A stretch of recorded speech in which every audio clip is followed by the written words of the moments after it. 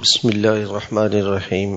آج ہم نے سورہ بقرہ مکمل کی ہے، آدھی کل پڑھی تھی اور آج پڑھی ہے، اور سورہ آل عمران کا بھی تھوڑا سا پڑھ لیا ہے۔ کل جہاں تک تفسیر ہوئی تھی اس میں اللہ تعالیٰ نے آخر میں یہود کی کچھ شرارتیں ذکر فرمائی تھی، اور وہ شرارت یہ تھی کہ جو اللہ کی باتیں تھی یہ اس کو چھپاتے تھے۔ اس کا مطلب کیا ہے کہ جو تورات میں اللہ تعالیٰ نے نبی علیہ السلام کے بارے میں بتایا تھا کہ ایک نبی آنے والا ہے اور وہ حضرت اسماعیل علیہ السلام کی اولاد میں سے ہوگا، تو یہ ساری باتیں یہ لوگ چھپاتے تھے۔ اور ایک خرابی تو ان میں یہ تھی، دوسرا یہ کہ یہ رشوت لیتے تھے، اور رشوت لے کے لوگوں کو غلط مسئلے بتاتے تھے۔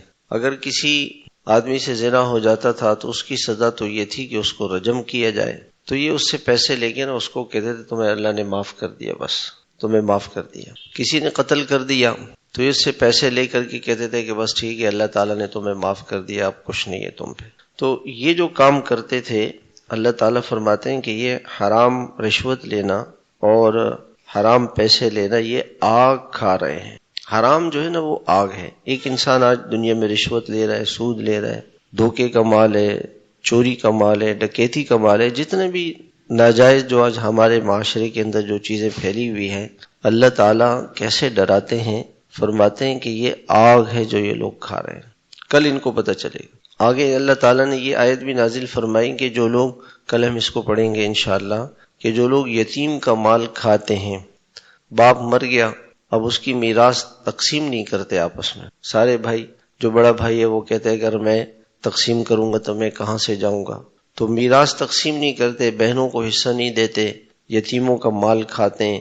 اللہ تعالیٰ فرماتے ہیں کہ یہ اپنے پیٹ میں آگ بھر رہے، کل یہ حرام مال جہنم کی آگ بنے گا۔ آج تو جھوٹ بول کے، دھوکہ دے کے، چوری کر کے، رشوت لے کے، سود لے کے کھا لے، تو یہ اس کا انجام آگ ہے۔ اور اللہ تعالیٰ ان سے اتنے ناراض ہوں گے کہ اللہ تعالیٰ ان سے بات بھی نہیں کریں گے، اللہ تعالیٰ ان سے بات نہیں کریں گے، اور ان کو اللہ تعالیٰ پاک نہیں کریں گے۔ کیا مطلب ہے کہ ایمان والے چاہے کتنے بھی گناہگار ہوں، ایک زمانہ ایسے آئے گا کہ اللہ تعالیٰ ان کو پاک فرما دیں گے، اور پاک فرما کر ان کو جنت میں داخل فرما دیں گے۔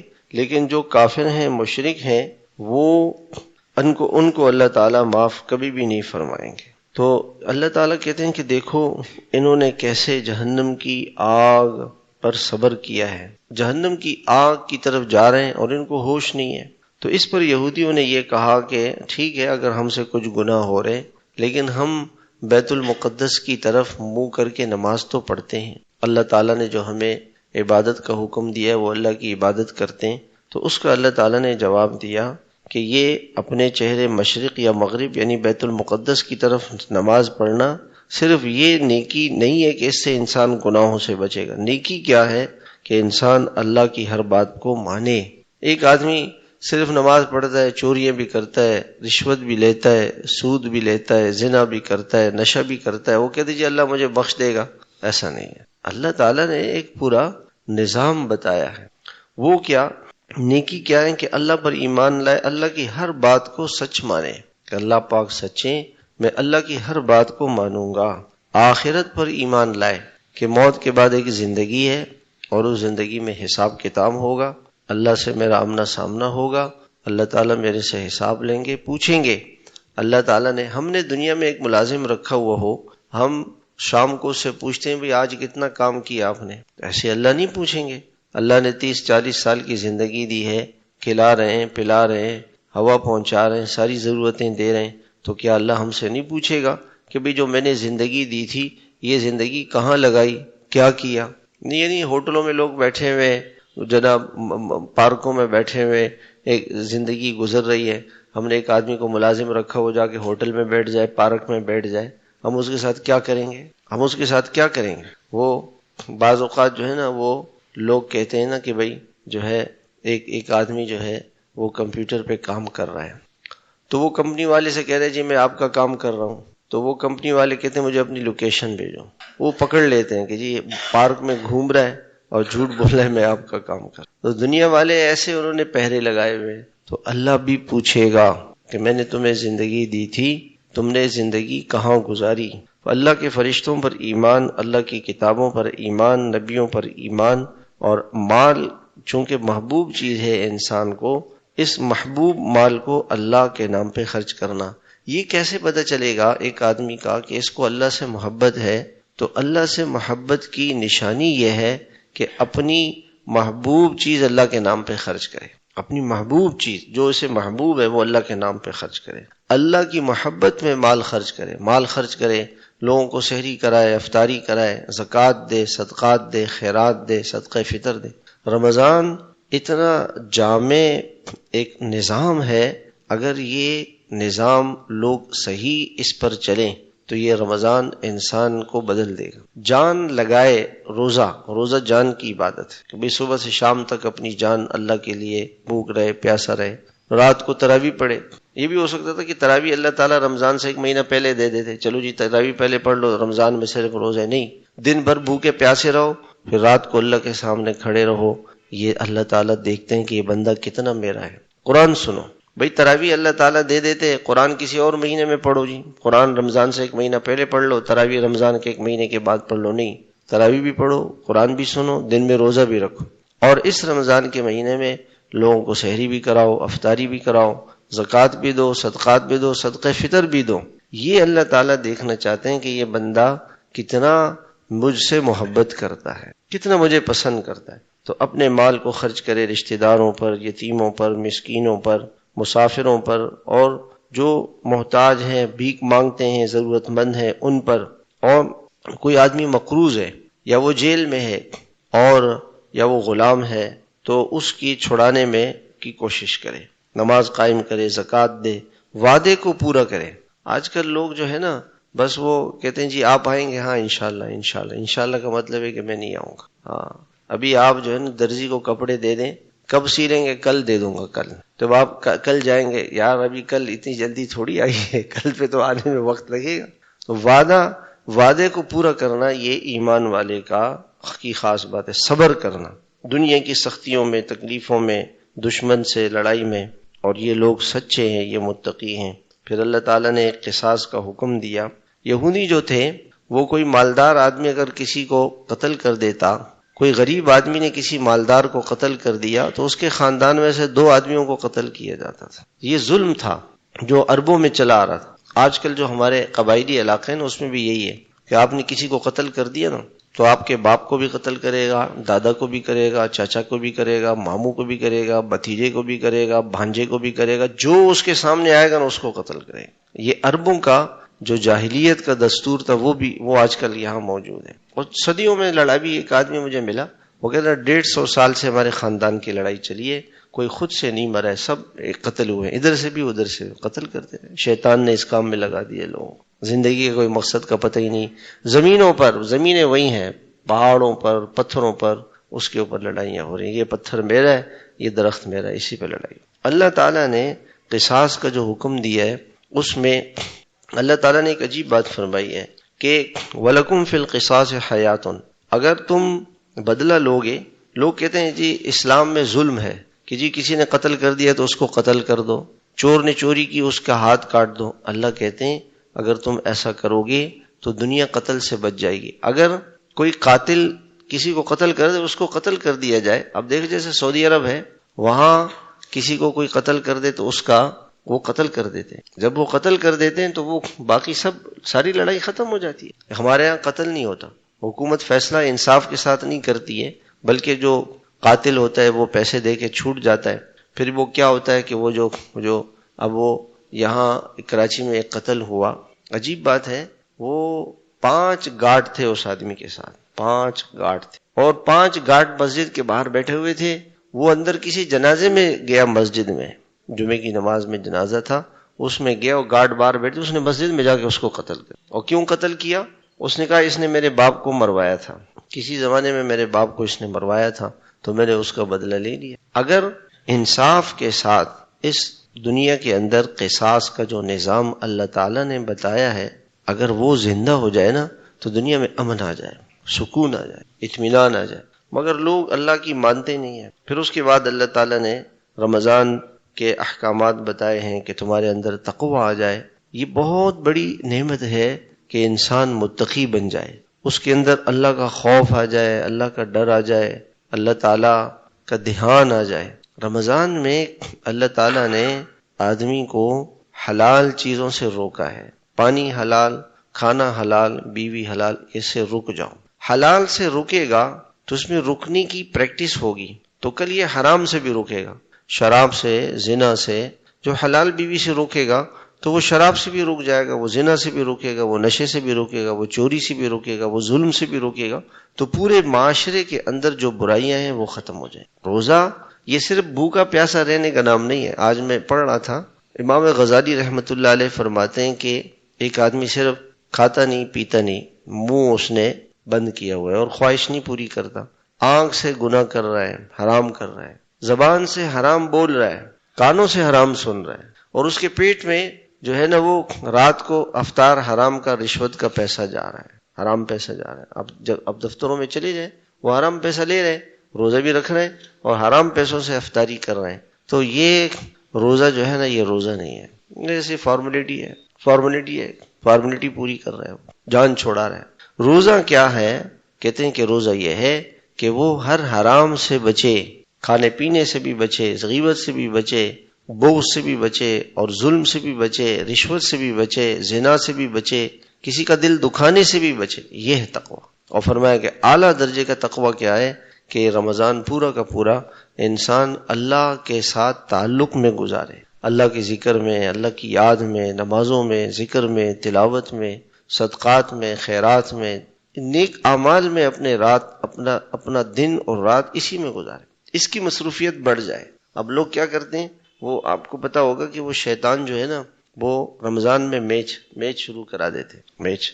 اب مجھے تو پتہ نہیں، کسی نے کوئی کہہ رہا تھا کہ میچ ہو رہے ہیں، پتہ نہیں ہو رہے ہیں کہ نہیں ہو رہے ہیں تو وہ میچ شروع کراتے ہیں رمضان میں تاکہ ان کا رمضان اس میں لگے۔ بھئی رمضان تو اللہ نے اس لیے دیا تھا کہ کھانا پینا نہیں ہے تو تلاوت کرو، ذکر کرو، اللہ کو یاد کرو، اللہ کی عبادت کرو، تو شیطان نے اس میں لگا دیا۔ تقوی کیسے آئے گا؟ آگے میں آپ کو کچھ قرآن کی آیتیں سناتا ہوں۔ اللہ تعالیٰ فرماتے ہیں کہ واتقوا اللہ، اللہ سے ڈرو۔ کہیں فرماتے ہیں وَيُحَذِّرُكُمُ اللَّهُ نَفْسَهُ، اللہ تعالیٰ تمہیں اپنے سے ڈراتا ہے۔ کہیں فرماتے ہیں وَإِيَّايَ فَاتَّقُونَ، کہیں فرماتے ہیں وَإِيَّايَ فَارْهَبُونَ، کہیں فرماتے ہیں یا ایھا الذین آمنوا اتقوا اللہ، ایمان والو اللہ سے ڈرو۔ کہیں کہتے ہیں یا ایھا الناس اتقوا ربکم۔ یہ سب آیتیں ہم پڑھ رہے ہیں، اللہ تعالیٰ مختلف انداز میں اپنے سے ڈرا رہے ہیں۔ تقوی کا حصول کا طریقہ کیا ہے کہ اللہ تعالیٰ فرماتے ہیں وَاعْلَمُوا أَنَّ اللَّهَ شَدِيدُ الْعِقَابِ، تمہیں یہ معلوم ہونا چاہیے کہ اللہ کی پکڑ بڑی سخت ہے، اللہ کے پکڑ سے ڈرو، اللہ کی ناراضگی سے ڈرو، اس کے عذاب سے ڈرو، اس کی سزا سے ڈرو۔ وہ بہت بڑا منعم ہے، وہ ناراض ہو گیا تو تمہارے سارے کام بگڑ جائیں گے۔ یہ اللہ تعالیٰ بتانا چاہتے ہیں۔ کہیں کہتے ہیں وَاتَّقُونِ يَا أُولِي الْأَلْبَابِ، اگر تمہارے اندر عقل ہے، عقل مند آدمی اللہ سے ڈرے گا۔ عقل مند آدمی کس سے ڈرے گا؟ اللہ سے ڈرے گا۔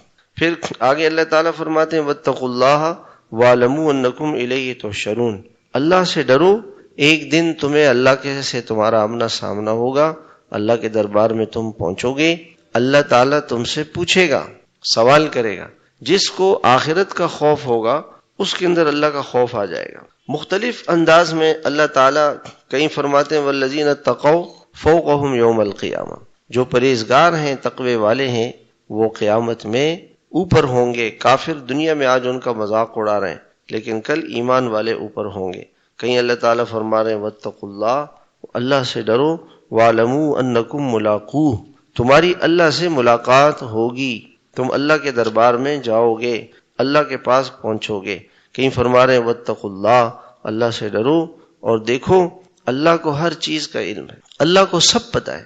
اللہ کا ڈر کیسے پیدا ہوگا؟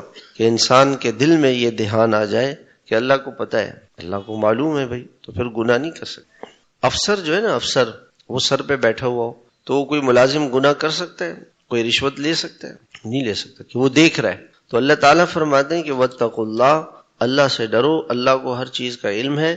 وَاتَّقُوا اللَّهَ، اللہ سے ڈرو کہ اللہ تعالیٰ تمہارے ہر عمل کو دیکھ رہا ہے۔ پھر اس کے بعد روزے کے بعد اللہ تعالیٰ نے اس صورت میں بہت سارے احکامات اللہ تعالیٰ نے بتائے ہیں، اور فرمایا کہ اللہ سے مانگا کرو، اللہ پاک شرک سے بھی زیادہ قریب ہے۔ تم اعتکاف کا حکم اللہ نے بیان کیا۔ پھر اللہ تعالیٰ نے فرمایا کہ یہ وقاتلوا فی سبیل اللہ، اللہ کے راستے میں جہاد کرو ان لوگوں سے جو تم سے جہاد کریں، مگر اس میں زیادتی نہ کرو، یعنی اللہ تعالیٰ کی جو حدود ہیں ان حدود کے ساتھ جہاد کرو۔ اور فرمایا کہ اگر یہ تم سے مسجد حرام کے پاس لڑیں تو تم لڑو، اور اگر یہ وہاں نہیں لڑیں تو جیسے صلح حدیبیہ میں ہوا۔ اور فرمایا کہ وقاتلوہم حتی لا تکون فتنۃ، کافروں سے لڑو تاکہ دنیا سے کفر شرک باطل مٹ جائے اور اللہ کا دین سربلند ہو جائے، اللہ کا دین سربلند ہو جائے۔ اللہ کے راستے میں خرچ کرو اللہ کے نام پہ۔ پھر اللہ تعالیٰ نے حج کے احکامات بیان کیے اور عرفات جاؤ، سارے احکامات۔ پھر اللہ نے فرمایا کہ جو لوگ دعائیں کرتے ہیں نا، وہ یہ دعا کرتے ہیں کہ اے اللہ ہماری صرف دنیا بنا دے، تو ایسے لوگ جو ہیں ان کی آخرت میں کوئی کچھ بھی نہیں ملے گا ان کو۔ جو مومن ہے وہ دنیا اور آخرت دونوں کے لیے دعا کرتا ہے، دنیا کے لیے بھی کرتا ہے، آخرت کے لیے بھی کرتا ہے۔ پھر اس کے بعد اللہ نے فرمایا کہ ایمان والوں پورے کے پورے اسلام میں داخل ہو جاؤ، مکمل اسلام۔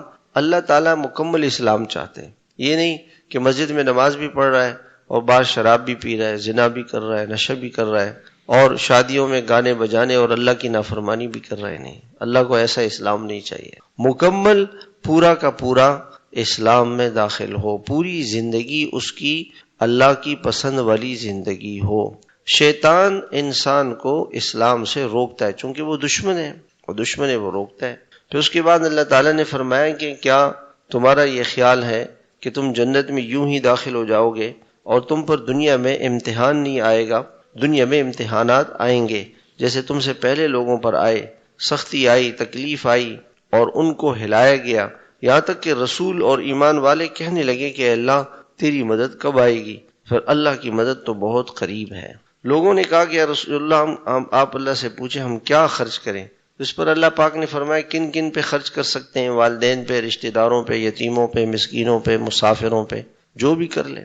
پھر اس کے بعد اللہ تعالیٰ نے مکہ مکرمہ میں جو مسلمان تھے تو اس وقت جہاد کا حکم نہیں تھا۔ جب مدینہ گئے تو حکم دیا کہ آپ پر لڑائی فرض ہے، جہاد فرض ہے، اگرچہ وہ انسان کو بہت وہ ناگوار ہے، جان دینا اللہ کے لیے یہ ناگوار ہے، لیکن فرمایا کہ تم جس چیز کو ناگوار سمجھتے ہو وہ تمہارے لیے بہت بہتر ہے، اور جس چیز کو تم پسند کرتے ہو یعنی دنیا، وہ تمہارے لیے بہتر نہیں ہے۔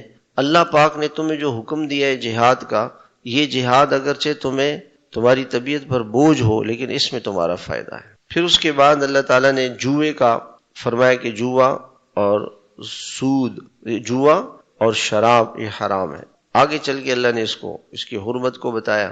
یتیموں کا مال نہ کھائے، کافر عورتوں سے شادی نہ کریں۔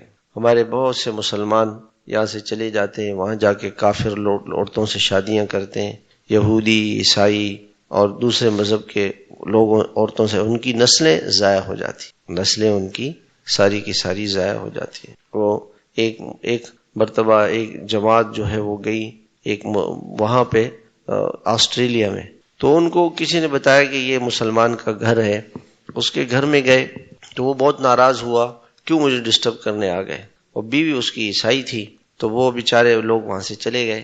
کچھ عرصے کے بعد دوبارہ جماعت آئی تو جماعت والوں نے معلومات کی کہ جی یہاں کوئی مسلمان ہے، کہنے ہے لیکن اس کے پاس ہم نہیں جاتے۔ کا کیوں؟ کہا کہ وہ ناراض ہوتا ہے۔ انہوں جماعت والوں نے کہا نہیں ہم چلیں گے۔ وہاں گئے تو اس کی جب دروازہ کٹکھٹایا کہ جی وہ بھائی ہمارا کہاں ہے، تو اس کی بیوی نے کہا صبر کرو۔ وہ اندر سے ایک بوتل لے کر آئی اور اس بوتل میں راکھ رکھی ہوئی تھی کہ تمہارا بھائی یہ ہے۔ کیا ہوا؟ جب مر گیا تو مرنے کے بعد ان کافر ملکوں میں لاش جو ہے اگر آپ اس کو دفن کریں گے تو اس کے اوپر ہزاروں ڈالر خرچ آتا ہے، لاکھوں میں خرچہ آتا ہے پاکستانی۔ تو اب اس نے کہا کہ بھئی بلا وجہ کہ ہم اس آدمی کی لاش کو دفن کریں، بیوی تو عیسائی تھی، انہوں نے کہا ہم جلا دیتے ہیں، $500 میں جلا دیتے ہیں، ہزاروں ڈالر کے بجائے $500 میں جلا دیتے ہیں، اور جلا کر کے اس کی راکھ ایک بوتل میں رکھ دی نشانی کے طور پر کہ یہ بچوں سے کہ یہ تمہارا باپ ہے۔ یہ انجام ہے اس کا۔ کیا؟ کیوں کہ لوگ دولت کے پیچھے بھاگے جا رہے ہیں، دولت مل جائے، مال مل جائے، پیسے مل جائیں، چیزیں مل جائیں، مگر ایمان چلا جاتا ہے میرے بھائیو۔ اللہ تعالیٰ نے منع کیا کہ کافر عورتوں سے شادیاں نہ کرو، یہ تمہیں جہنم کی طرف بلاتے ہیں اور اللہ تعالیٰ تمہیں جنت کی دعوت دے رہے ہیں۔ پھر طلاق کے احکامات اللہ تعالیٰ نے بیان کیے کہ آدمی طلاق نہ دے۔ اللہ تعالیٰ کو یہ پسند نہیں ہے کہ شوہر بیوی کو طلاق دے، لیکن اگر اس نے 3 طلاقیں دے دیں تو وہ بیوی اس کے لیے حلال نہیں ہوگی جب تک کہ وہ دوسرا نکاح نہ کرے۔ پھر عدت کے احکامات اللہ تعالیٰ نے بیان کیے، رضاعت کے احکامات اللہ تعالیٰ نے بیان کیے۔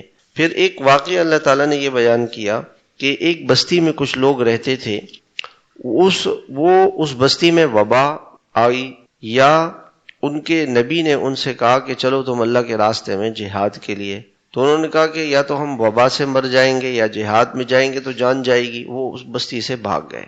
جب وہ بستی سے بھاگ کے دوسری جگہ پہ چلے گئے، ایک جگہ پر پہنچے، اللہ تعالیٰ نے ان سب کو موت عطا فرمائی۔ پھر 7 دن کے بعد پیغمبر کی دعا سے وہ زندہ ہوئے۔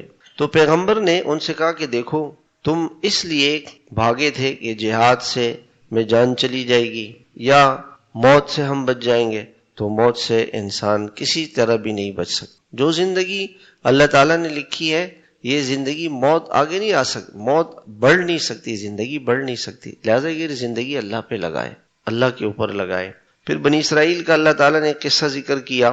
حضرت موسیٰ علیہ السلام کے بعد کچھ عرصے تک بنی اسرائیل ٹھیک رہے، پھر ان کی نیت بگڑ گئی اور اللہ نے ان کے اوپر کافر بادشاہ جالوت کو مسلط کیا۔ انہوں نے ان کو شہر سے نکالا، لوٹا، پکڑا، غلام بنایا۔ بنی اسرائیلی بھاگ کر بیت المقدس میں جمع ہوئے اور اس وقت کے نبی سے درخواست کی کہ آپ ہمارے لیے کوئی بادشاہ مقرر کریں کہ ان کے ساتھ مل کر ہم جہاد کریں۔ اللہ تعالیٰ نے فرمایا کہ طالوت تمہارا بادشاہ ہے، یہ غریب آدمی تھا، انہوں نے کہا کہ اس کو ہم نہیں مانتے اور کوئی نشانی ہونی چاہیے۔ تو بنی اسرائیل کے پاس ایک صندوق تھا جس میں تبرکات تھے، موسیٰ علیہ السلام اور دوسرے نبیوں کے تبرکات تھے، اس کو لڑائی میں آگے رکھتے، اس کی برکت سے اللہ فتح دیتا۔ جب جالوت غالب آیا تو وہ صندوق لے گیا۔ اللہ تعالیٰ کو وہ صندوق پہنچانا منظور ہوا تو کافر جہاں پہ وہ صندوق رکھتے وہاں پہ کوئی وبا آ جاتی، لہٰذا انہوں نے وہ صندوق وہ صندوق فرشتے لے کر آ گئے اور یہ نشانی ہو گئی طالوت کی۔ بہرحال اللہ تعالیٰ نے پھر حضرت طالوت کو حضرت داؤد علیہ السلام کے ذریعے سے وہ جالوت مارا گیا اور اللہ نے ان کو فتح عطا فرما دی۔ آیت الکرسی یہ بڑی برکت کی چیز ہے، ہر نماز کے بعد آدمی پڑھے، اللہ تعالیٰ اس کی برکت سے حفاظت فرماتے ہیں، شیطان سے، ہر چیز سے، ہر شر سے حفاظت فرماتے ہیں۔ پھر اللہ تعالیٰ نے ایک مضمون ذکر کیا کہ اللہ کے نام پہ اپنا مال خرچ کرنا چاہیے۔ جو مال انسان کو اللہ نے دیا ہے یہ اللہ کا دیا ہوا مال ہے، اگر اللہ کے نام پہ خرچ کرے گا تو اللہ کمی نہیں کریں گے اور دیں گے، مال زیادہ ہوگا۔ شیطان انسان کو ڈراتا ہے کہ تم اللہ کے نام پہ خرچ کرو گے فقیر ہو جاؤ گے، گناہوں میں مال لگواتا ہے۔ اللہ تعالیٰ فرماتے ہیں کہ تم میرے نام پہ مال خرچ کرو، میں تمہیں اس کا بدلہ دنیا میں بھی دوں گا، آخرت میں بھی دوں گا۔ اور سود کو اللہ تعالیٰ نے منع فرمایا۔ جو لوگ سود کا مال کہتے ہیں ایمان والو اللہ سے ڈرو اور سود چھوڑ دو، اگر سود نہیں چھوڑتے تو تمہارے ساتھ اللہ اور اس کے رسول کی جنگ ہے۔ بہت سخت اللہ تعالیٰ کے احکامات ہیں۔ اگر سود پر کاروبار ہوگا تو کبھی بھی اس آدمی کو نفع نہیں ہوگا جو سود پر کام کرے گا۔ بظاہر تو پیسے ملتے ہیں لیکن سود میں اللہ تعالیٰ مال کو مٹاتے ہیں۔ پھر اللہ تعالیٰ نے فرمایا کہ جب تم کوئی معاملہ کرو تو اس کو لکھ لیا کرو، گواہ بناؤ کسی کو۔ آج کل لوگ کیا ہوتے ہیں، منہ پر ایک دوسرے کے اوپر اعتماد کر لیتے ہیں کہ جی ٹھیک ہے، لکھتے نہیں ہیں، بعد میں پھر اس پہ لڑائیاں ہوتی۔ گواہ بنا لو، لکھوا لو۔ سورہ بقرہ کے آخری جو رکوع ہے اس کی بڑی برکات ہیں۔ حدیث میں آتا ہے کہ جو آدمی رات کو سوتے وقت اس رکوع کو پڑھے گا تو اس کو تہجد کے برابر ثواب ملے گا۔ بھائی سورہ بقرہ ختم ہوئی، پھر انشاءاللہ کل سے ہم سورہ آل عمران کی تفسیر شروع کریں گے۔ آج شب جمعہ ہے، جیسے میں نے عرض کیا کہ کوشش کریں کہ درود شریف کی کثرت ہو، اور اسی طرح سے بعض بزرگ ایسے تھے کہ وہ شب جمعہ میں سوتے نہیں تھے، ساری رات جو درود شریف پڑھتے تھے۔ تو درود شریف کا اہتمام کیا جائے، سورہ کہف کا، صلاۃ التسبیح کا اہتمام کرے، جمعے کے دن قبرستان جائے۔ اللہ تعالیٰ رمضان کے مہینے میں قبرستان سے عذاب ہٹا دیتے ہیں، اور خوش قسمت انسان وہ ہے جس کی موت رمضان میں آئے کہ اس کو قبر کا عذاب نہیں ہوگا، کہ اللہ کی طرف سے کنسیشن۔ تو رمضان اللہ نے اس لیے دیا میرے بھائیوں کہ اس میں ذکر میں، تلاوت میں، اللہ کی محبت میں، اللہ کی رضا میں اچھے اعمال میں لگے، گناہوں کی چیزوں سے اپنے کو بچائے، اچھے ماحول میں رہے. جب اللہ اس کے رسول کی باتیں سنے گا تو اس کو پتہ چلے گا کہ اللہ کون ہے، اللہ کا رسول کون ہے، اللہ کا دین کیا ہے. اللہ ہم سب کو عمل کی توفیق عطا فرمائے. اللہم لک الحمد کما انت اہلہ فصلی علی محمد فصلی علی محمد فصلی علی محمد کما انت اہلہ. اے اللہ پاک ہمارے گناہوں کو معاف فرما، ہمیں اپنی محبت عطا فرما، ہمیں تقوی عطا فرما، اپنا تعلق عطا فرما، قرآن کریم کثرت سے پڑھنے کی توفیق عطا فرما، ہر گناہ سے برائی سے اے اللہ پاک ہماری حفاظت فرما. رمضان کی راتیں بھی ہماری قیمتی بنا، دن بھی قیمتی بنا، صدقہ و خیرات کرنے والا بھی بنا. جیسے آپ کی پسند ہے، جو آپ کی چاہت ہے، ویسا ہمارا رمضان گزروا دے. ہماری دعاؤں کو قبول فرما. وصلی اللہ تعالی علی خیر خلقہ محمد وعلی آلہ واصحابہ اجمعین. اللہم آمین برحمتک یا